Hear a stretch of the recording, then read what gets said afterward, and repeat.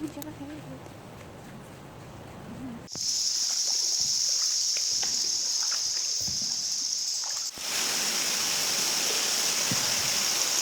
nga, after namin sa mangrove forest, yan, kumain muna kami ng lunch.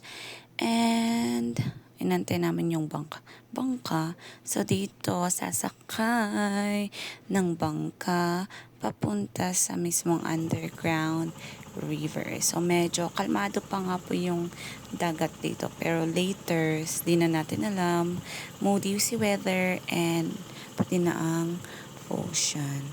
Kineme.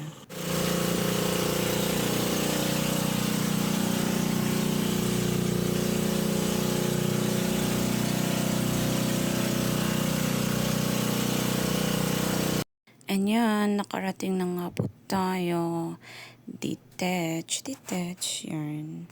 And after yan, ng picture yan, maglalagay po ng helmet. So, nasa sanitize, oh. Inaalkoholan nga naman, piman. And yan, papunta nga po tayo. Maglalakad tayo ng medyo malapit lang naman. So, wag maarte, kineme.